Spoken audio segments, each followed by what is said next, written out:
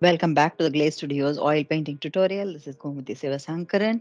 We are in a tutorial series that is specially designed for somebody that is willing to move on from um, fairly, good practice level to a professional level and maybe work on a larger canvas. The last session was mainly about the canvas itself. We looked at the canvas to summarize what we did as a recap. So we looked at the type of canvases that we could get and the quality, how important it is, how do we check the quality, what happens if we do not get a right quality, and so on. So we did look into that, and we also opened the wrapper, set up the wedges. So that's what we did. Today's session is more into preparing the canvas. Before we get started with the preparation of the canvas, there are a few things that I would like to highlight. This method of preparing is something that I prefer following.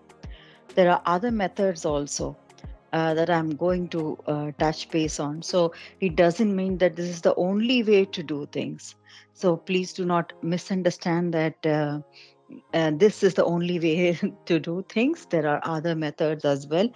As we go on doing the method right now, we will also get to, I would discuss the other methods that we could use possibly.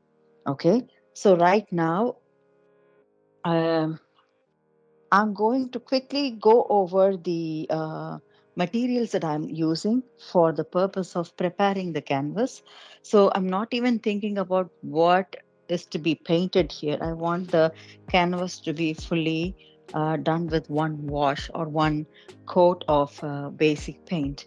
And for that, I am taking Winsor and Newton brand, and this is the brand that I mostly preferred or mostly have moved into, but I still use some old brands that I've been using in other videos that you might have seen because it's been there, and I want to just finish it off. So mostly you will see me switching between this and that, but for now it's Winsor and Newton, and I'm going to use yellow ochre to do the first wash. I've taken a bit of that color here in a palette that I am going to show you. This is a use and throw palette that I have. It's made of what do you call a shiny paper material that can be once it is fully uh, wrapped with colors, then you can tear it off and throw it away.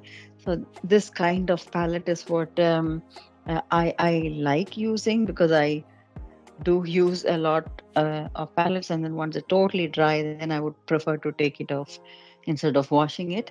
Um, if not, you might want to have a wooden palette, or even better, a glass palette. Why a glass palette? It could just give you the transparent level, and you could check placing the palette itself there in some places, depending upon how clean the palette's other side is. So that will be a good idea. And I do use for oil colors, I do use a raw linseed oil. It's the cold pressed raw lin oil that I use, and this is the oil that I use. It's from a brand called Skuvgård here in Denmark that I get. But wherever you buy, it could be any brand. But the difference between oils, we look at the oils. There are oils, definitely are mediums that we will use to paint on in terms of the oil paintings. The oil could be a natural oil, raw oil like this one that I'm using, or it could be a faster drying medium that is available in the market. I personally do not prefer a faster drying medium. Two things. Some of them have strong chemicals that I do not understand. Possibly my nose doesn't take it well. So it is strong, and sometimes it's appalling for me. So I'm not able to use it. And also another thing is that the room that which we are using to paint, it has to be really spacious with large windows and open areas, so that you are able to counterattack the effect of the smell or so. In terms of some mediums, there are mediums that are odorless also, but you will have to really dig into that if you are very much particular into having it dried, having the painting dried as fast as possible. I personally do not see the need for it because I plan things accordingly, and I am saving time in another angle, because you will see me working on 5 different paintings at the same time. So once this particular canvas is full of painting and it is still not dry, I would have moved to another and I will switch back. So that way I don't really waste time. So for me, it's okay that it is taking its own natural time with the raw lin oil. Yeah. And I usually pour it on a thin lid like this. I do not pour much of it. I'm going to show you pouring. Mm. So this is, if you say, this is what I really start working with, and I tend not to take too much. Try my best not to take too much, not to go in for too much oil. If it is too much oily, your you know, the canvas becomes too oily for you to place your hands on and do something. It's also a situation where you're going out of control with the paint.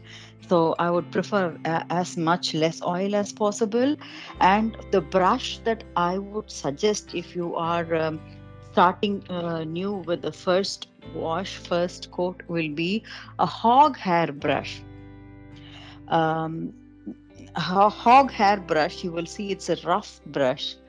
I do not have much of it anymore. I'm just looking for an example, because sometimes I also use the older brushes.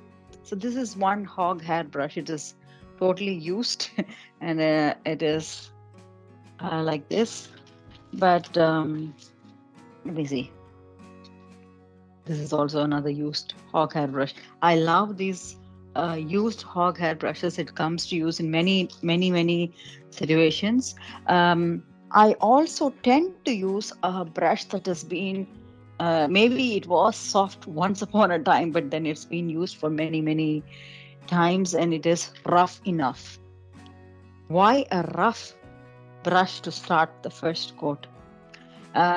This is needed for you to be able to poke as much into the linen or the cloth and make sure that the cloth as such observes the first layer evenly.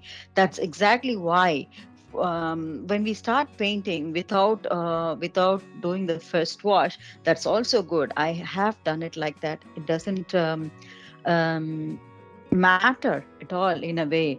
But then if you do the wash, you're making sure that the every single thread in this canvas is taking evenly the first layer, which might not be possible, not be the focus once you have started drawing something and are focusing on the different colors. And you might not be able to give the equal amount of pressure or needed effort. Yeah. So these are the materials that we are talked about. So the paint, the palette, the oil, and the brush. Now, some of you might have already watched professional artists doing a wash. So it's not a painting that they are going to do, not a first coat of painting that they are going to do. They wash, so they take as much oil as possible. Maybe they use turpentine oil or any other oil, and then wash the whole canvas. So it's really faster. It takes maybe 5 to 10 minutes for you to wash. It's fully oily, and then you can use a tissue paper or a rag cloth to clean it up.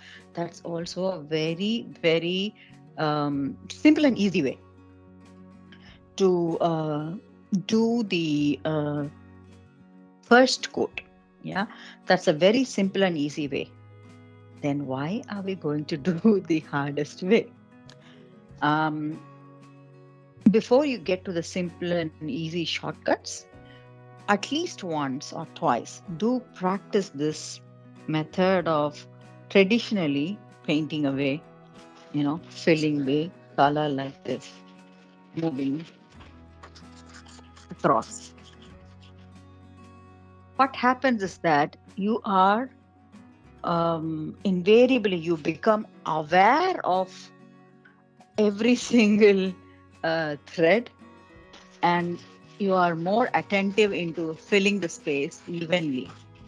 This is a good practice to do, even though there's a shortcut. So do practice this, and at least for a few number of canvases, do this effectively. It takes, a minimum of half an hour, and uh, it could take up to 3 hours depending upon the large, how large the canvas is. But this one should ideally take us less than an hour for us to finish this.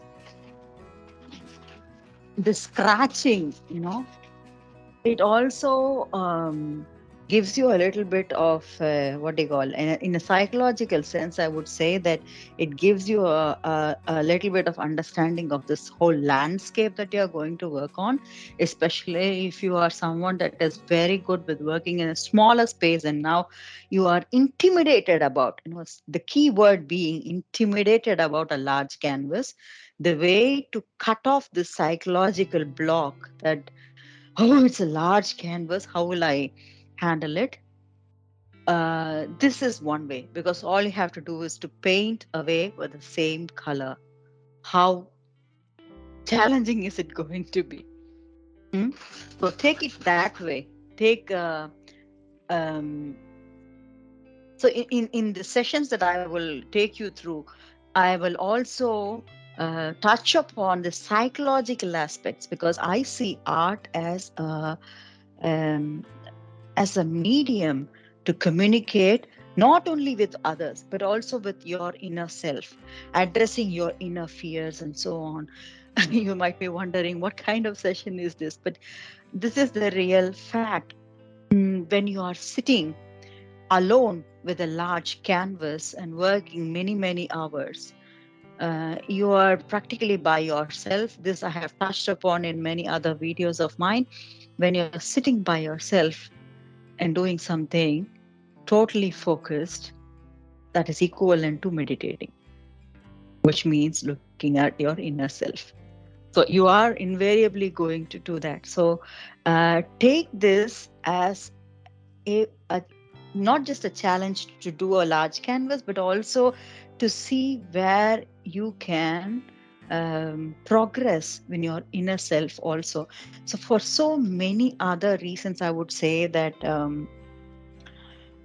being attentive and aware is something that this particular art form could definitely add value to, or give you that kind of aspect once you take it up. So think of it as that, and even before getting into the shortcuts, try doing it this way. Mhm. So I'm just going to move on.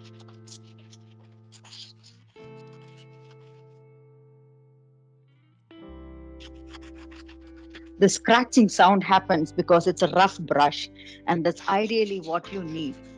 And I also use, I'm just searching for the other item. this is also something I love to use. So when you use, I'm just trying to see if I can show you in that larger in the camera. Can you see? It looks like I might have done a good job, but it doesn't look like it here in front of um, the the mirror, mm, the lens. So the lens is actually showing um, white spaces in between in the location where I painted off just now. In front of you, in the normal eye, in the normal camera, it looks like I have completed a block of it, but in reality, no, not so good. So this understanding really is important for us, at least until such time that you are getting into that clarity of having every single thread fully painted. I would advise you to do this patiently. We're sitting for many hours. It's exactly 1 more hour of work. It's okay. Let's do that and keep moving it. So I showed you that I didn't do a good job here. So what am I going to do? I'm going to push it across in the opposite direction. So in case my movement of hand did not help push the oil or the paint into the threads of the canvas, I want to make sure that it goes through in the other direction. That's why the vertical movement also. So this is something that I would advise you to try. uh, I am not sure how people do. I have also done acrylic artwork, and even in that, even though it's fairly easy to work on, I have preferred to do a overall coating, a layer or something generic, and then get started with the painting. So this is something that I have also tried to do even when I was working on acrylic. um, why work on oil colors? I think somewhere down the lane, when I learned how to work with oil colors, the kind of expressions I wanted to make, the life that I wanted to bring, the taste that I wanted to show, somehow um, oil paints could do the exact same thing that I wanted. So that's where I was totally smitten by oil paint, and I think I continued just like that. I do use acrylic or other medium of colors for other purposes. Let's say if I have to make a clay doll or something, then I try to use that. So it's not that I never use it, but mostly in terms of the professional artwork that I'm doing, I have happily settled with oil for now. Um, is it a good medium? Is it a safe medium? That's a very important question. Yes and no will be an honest answer. It depends on, because the initial or the oil paints as such that was used 100 years ago or 200, 500 years ago by our the art geniuses, art masters, old masters, they were all made by themselves and then um, and then used. So that's how they were made. Right now we have so when they made the paintings themselves, made the colors themselves, they had only primitive colors, to primary colors to work on. One of them is yellow ochre, definitely. So they had only few colors to work on, not many colors. But now we have a lot of things produced and products available in the market, and they have a wide variety of colors, which means that we don't really need to learn color mixing, which is actually disappointing. We must, as artists, learn how to mix colors also. Um, but that available, the huge availability of range also means that some of the products might have a tinge of what do you call um, yeah, cadmium or some oxides or something. Some of them may not be good for health. So the best thing that you could do is to try sticking to primary colors and not go really. All colors are costly, first of all. So when you get too many options to buy, please stick to some primary color range, which will help you learn more. It's not a big deal. You're going to learn more about colors and mixing and so on, and avoid colors that could be stronger. So that's one thing. And again, the mediums. So many options are available. I have seen even people who are much more cautious. They use a glove to protect their hands while working on oil paints because they might be aware that they are buying something that is a little bit poisonous in a way. Um, you want to work with the color. Sometimes, I'll have to work with gold and I'll have to work with some colors that I am aware of it's slightly dangerous. So I am making sure that I'm washing my hands off very thoroughly and so on. um, I try not to touch the colors with my finger, but you will see me use my finger when I work on for example, when I'm working on human faces and so on. But at the same time, I'm also aware of the colors that I'm using. They are uh, at least the primary colors that I use. So in that way, I am careful. So if you are thinking of working with oil colors for a long time, I think it's a good idea to always look at the kind of materials that are used to make the oil paint. It doesn't mean that any particular brand is good or bad. Every single brand, in order to achieve a particular color tone, will have to add certain chemicals. It is a part of that pigment. And if you are going for such a pigment, then you are um, maybe risky. Yeah.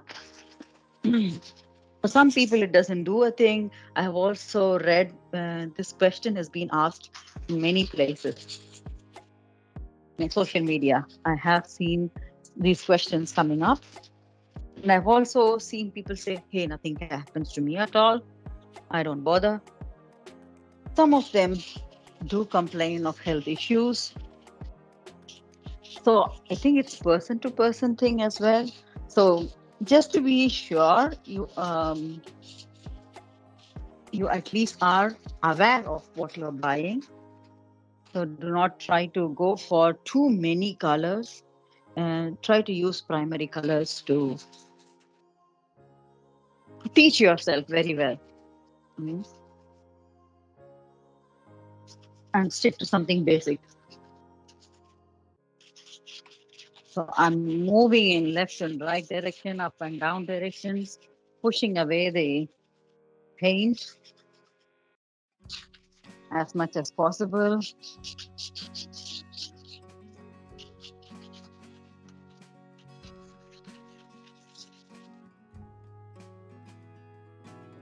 Okay.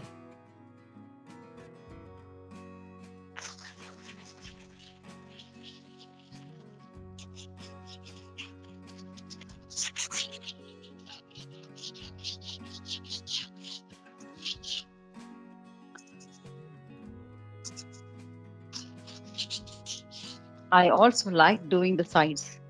I like painting the sides as well. So I work evenly on the sides as well.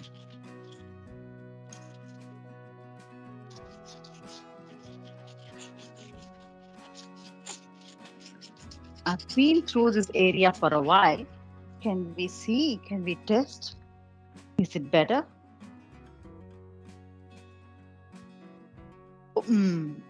Kind of okay. If I look really minute, there are slight places where I would, prefer that the color goes in perfectly. So this is exactly why I prefer to do it this way. Yeah. So I'm going to now turn the camera slightly this way. So we're able to see the top part of it. We will work on the top part of it. I can stand up, possibly.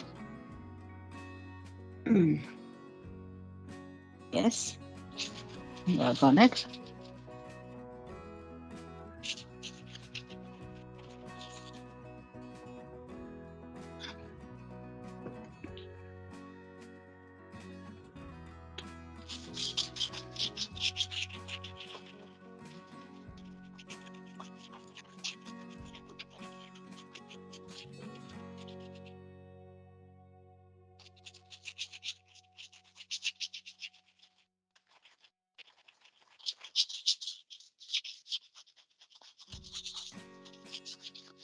So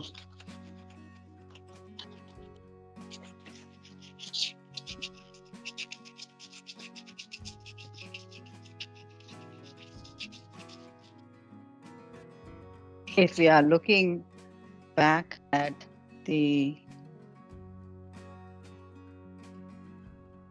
oil here and the paint, I have what I took in the beginning. It's the same that I'm still using. I might need one more, almost the same amount that I took. I might need to take some more. But if you see, I'm trying to push the color in the directions. You also see me making circular movements. So vertical, horizontal, crisscross, circular, anything that you would like to do, you do, but you make sure that you are filling in the space properly. Yes.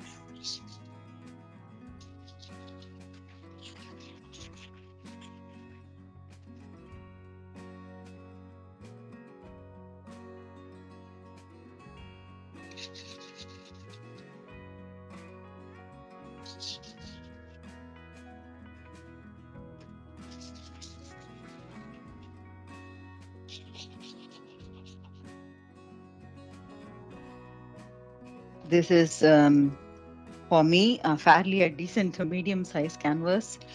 But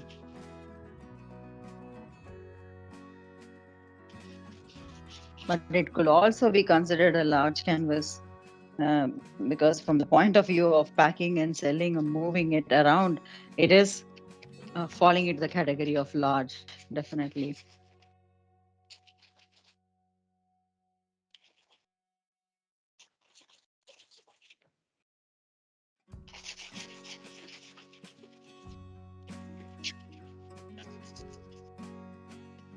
So I can see that, the patch, I have applied a little more here than necessary. So I'm going to use the oil to push the color around and not try to take some more from there. These are minor things, but you are practicing few other things as well to learn how to use less of paint and less of the material and to gain effective work throughout, consistency throughout. Yeah. So in case you have put a little more than needed, try to push it around and balance it and use it effectively.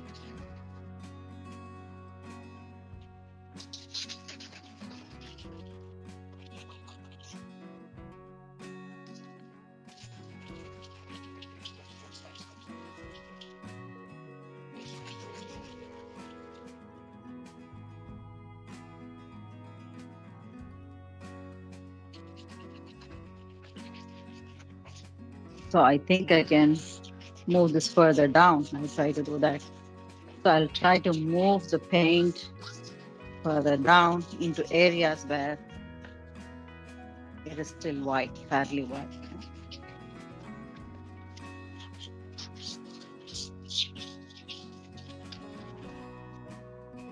Almost half of the canvas is done.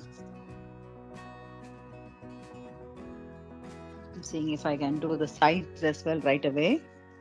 So when I do the sides, it's almost the same logic that I do. I make sure that the sides also are having the paint.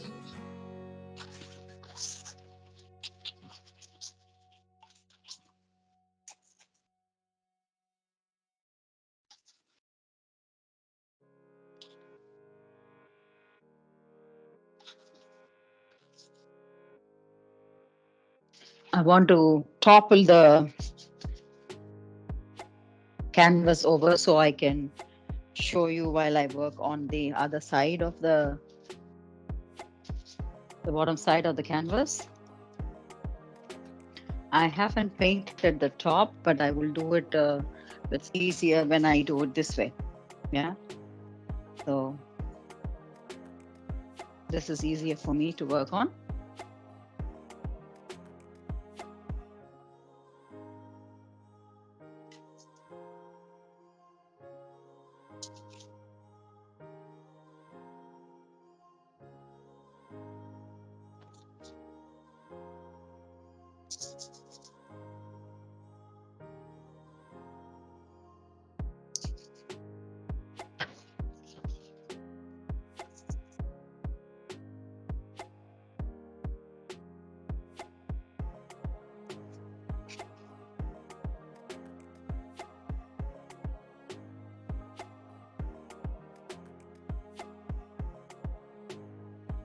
Yes. So this side is also done.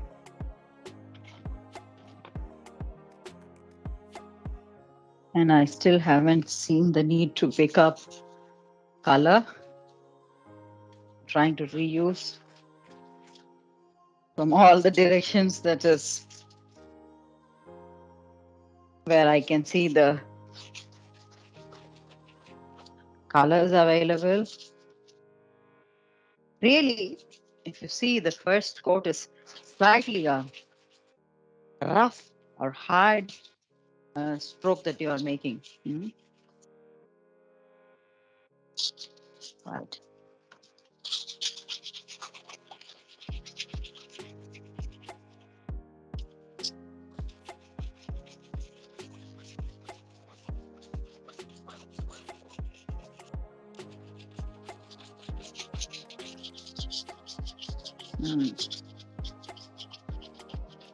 Right now, I think I can topple it over a bit more so you're able to see it better.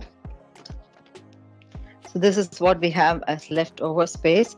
And right now I see the need to take a little bit of the color. I'm gonna go back and take it. I still haven't seen the need to add or pick up oil. Whatever I have is enough. So I'm gonna take this much, yeah. That's what I have taken. Let's see how much of it I need. So try to use less. If you always need to go back and take, yes, you can do that, but use as much as needed, yeah, not too much of it. So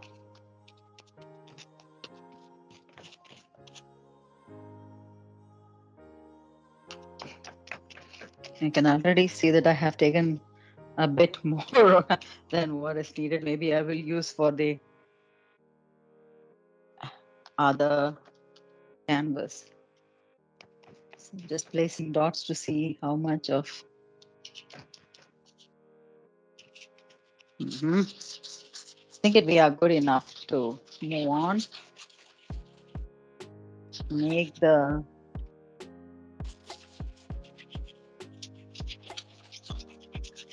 coloring going vertically, horizontally, crisscross, any which way is possible.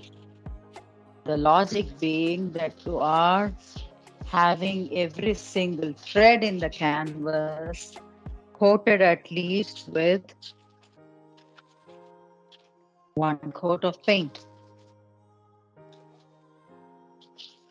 And also in that process, you are getting to understand the topography of your canvas.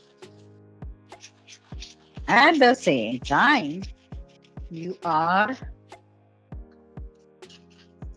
letting go of the intimidating feeling, acclimatizing yourself to the geography of the canvas.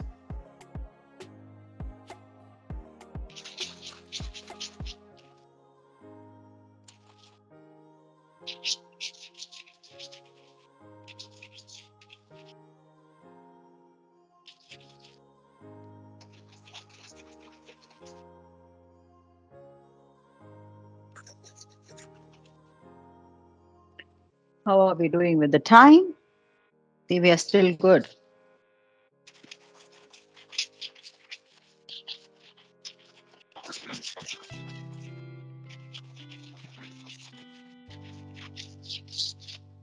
When we are doing a physical exercise or anything new, do we say that we warm up, we do some warming up exercises, isn't it? And then we get started with the real work. So consider this 1 hour as a warming up and do it, enjoy it and do it. Yeah. Fully.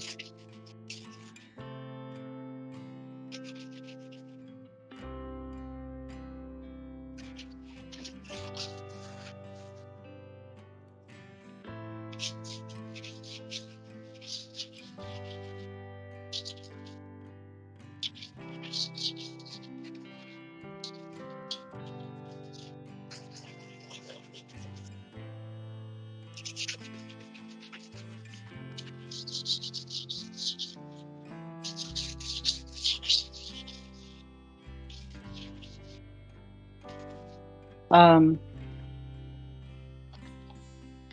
I am a left-hander, as you can see, so I'm using my the way I move and so on. It does matter what kind of hand and where you are placing yourself. Why does it matter? Yeah, in the beginning, maybe for 5-10 minutes, it doesn't matter where you stand, how you are holding your brush. Yeah, maybe not. But if you are standing or sitting or working like this on a large canvas for many, many hours, every single thing matters. Every single aspect of what you do matters. Um, so it might be interesting for you to consider going for a walk or having something very light and physical to do in your daily routine. If you are getting into the habit of painting large canvases, it will take a toll on your shoulder or neck or so on with time. Yeah. um, Today I had a child, uh, possibly 10-year-old. She was telling me in her class today that, oh, it's so much paining in my neck and shoulder. um, and she was seated for a couple of hours in the class today. So it doesn't really have a, what do you call, a age limit or something. It's just that we are working with passion and we're focusing in one direction, isn't it? So it is, um, it could turn slightly painful if you are not watching yourself on where your body is and how you are making movements and so on. If you are seated and painting, It's good to stand up for a while and paint and then sit down for a while. Keep switching your place so you are never keeping the body in movement. You can see that I am done with this. Is that did I do this side? Looks like. So this is the only side that is left over.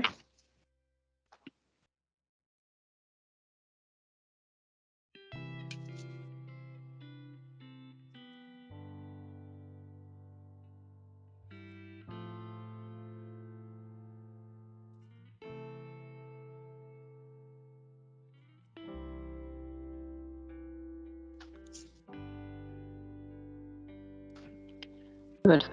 The last part. When I do such a thing, um, my hands definitely are having the paint. So I'm going to have to go and wash my hands thoroughly before I have my food or such. Also, I tend to wear something really old or the kind of shirts that might be easily washable in case I spoil the cloth. Because I would advise you to get an apron if you are someone that is slightly messy like me. I have spoiled a lot of cloth in the process of self discovery through art. So that's also another damage that we need to consider. Actually, we are done. I'm going to check one more time just to be sure. Let's look at some places. How is this? You can see me better. Okay. I'm just looking at the camera result. It is kind of okay. I'm still not convinced. It's kind of okay. I can live with it, or maybe not. So I'm going to do maybe one more.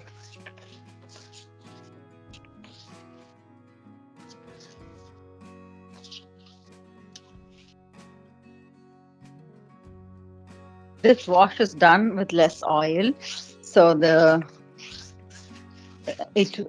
chances of it getting dry, in case you want to work on a dry landscape, um, because I used less oil, the chances of it getting dry is like very high, and not that fast, but in a couple of days it should be fully dry. Um, but then for my next objective, the next step is going to be where I start dividing and planning. So that's when we discuss um, what are we going to work on, and also how are we going to plan. So it's a little bit of a strategic class or a math class, basically. So you might be wondering, okay, she touched upon psychology and now math, but everything plays in. Art is a culmination of all, and you will get to see that step by step. So to summarize what we did today, we started with this large canvas. Before we wanted to paint the first coat, we tried to understand the materials used. And once I showed the materials, we also talked a little bit about washing the canvas really fast in 5-10 minutes versus what we did actually, the benefits of it, or um, benefits versus drawbacks. There isn't any big drawback. It's just that you are saving time when you're washing, but you learn a lot when you do this, and you're also psychologically preparing yourself for a large canvas task. So that's the benefit that we discussed about. And then we talked about colors and paints. We talked about pigments and how some pigments could be hazardous or not so good for your health, depending upon the composition of the pigment, and the importance of us to use some basic colors that do not have some oxides or cadmiums that might harm you in some way or the other. Also, we talked a little bit about the place where you're working with. The space has to be really very big. Most of us that have an apartment, or maybe you have a huge house, but then you are confined to a room where you prefer to call it a studio or such. It is important that you are ventilating it appropriately, uh, to make sure that you breathe enough of natural air. We talked about what else? Yes, we did talk about the health aspect of working long hours, the mental health aspect of being aware, self-aware of your inner self. That's the best thing. But also the physical health that could take your toll when you are working on a large canvas without making much of movement. So it's important that you are physically not necessarily too active, but at least going for a small walk, stretching your body or such. Yeah. So that's what we discussed in summary. So we have this is me not being convinced with the with the work. You will see that craziness also going around. Um, but I think we are ready to end this, because this is fair enough for the first quote. Yes. So this is exactly what I had to show you in terms of the first coat, or the first layer, the base layer, foundation layer of your large canvas. Thank you very much for watching this, and I hope you have learned something out of it.